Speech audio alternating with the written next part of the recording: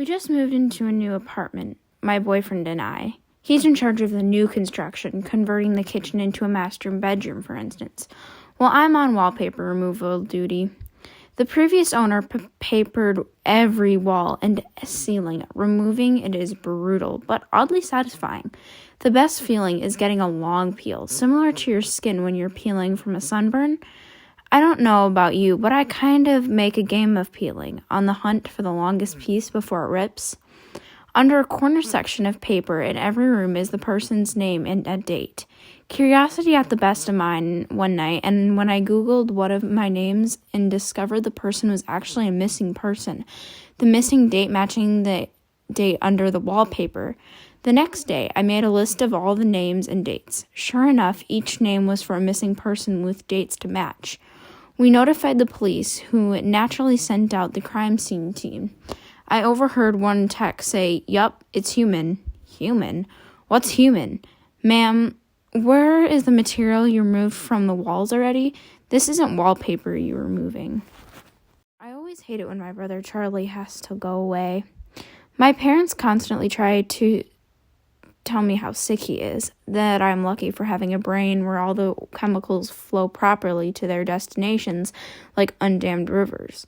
When I complain about how bored I am without a little brother to play with, they try to make me feel bad by pointing out that his boredom likely far surpasses mine, considering he's confined to a dark room in an institution.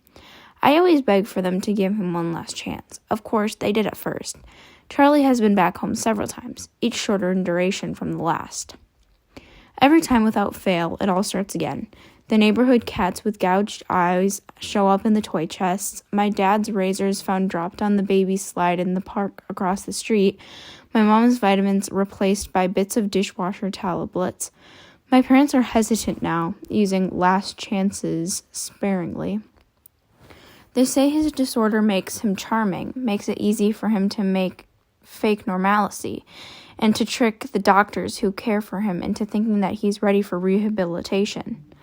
That I will just have to grow up, and my boredom of it means staying safe from him. I hate it when Charlie has to go away. It makes me have to pretend to be good until he's back. Everyone loves the first day of school, right? New year, new classes, new friends. It's a day full of potential and hope, before all of the dreary depressions of a reality show up to ruin all the fun. I like the first day of school for a different reason, though. You see, I have a sort of power. When I look at people, I can sense a sort of aura around them, a colored outline based on how long the person has to live. Most everyone I meet around my age is surrounded by a solid green hue, which means they have plenty of time left. A fair amount of them have a yellowish-orange tint to their auras, which tends to mean a car crash or some other tragedy. Anything that takes people before their time, as they say. The real fun is when the auras venture into red and end the spectrum, though. Every now and again, I'll see someone who's basically a walking spotlight. They're the ones who get murdered or kill themselves. It's such a rush to see them and know their time is numbered. With that in mind, I always get to class very early so I can scout out my classmates' fates. The first kid who walked in was basically radiating red. I chuckled to myself, too damn bad, bro. As people kept walking in, they all had the same intense glow. I finally caught a glimpse of my rose-tinted reflection in the window, but I was too stunned to move. Our professor stepped in and locked the door. His aura is a sickening shade of green. My daughter woke me up at about 11:50 last night. My wife and I had picked her up from her friend Sally's birthday party, brought her home, and put her to bed. My wife went into the bedroom to read a while. I fell asleep watching the Braves game. "Daddy," she whispered, tugging my shirt sleeve, "guess how old I'm going to be next month?" "I don't know, beauty," I said as I slipped on my glasses. "How old?" She smiled and held up 4 fingers. "It's 7:30 now. My wife and I still have been up with her for almost 8 hours. She still refuses to tell us where she got them." When me and my sister Betsy were kids, our family lived for a while in a charming old farmhouse.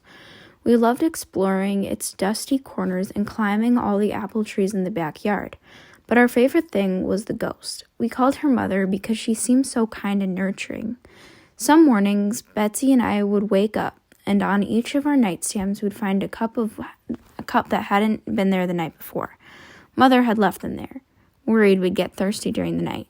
She just wanted to take care of us. Among the house's original furnishings, we had an antique wooden chair, which we kept against the back wall of the living room.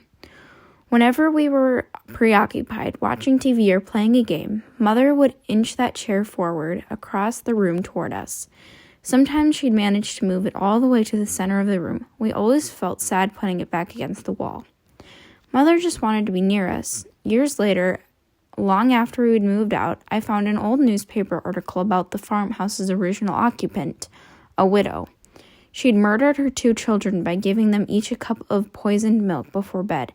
She then hanged herself. The article included a photo of the family's farmhouse living room, with a woman's body hanging from the beam. Beneath her, knocked over, was that old wooden chair placed exactly in the center of the room.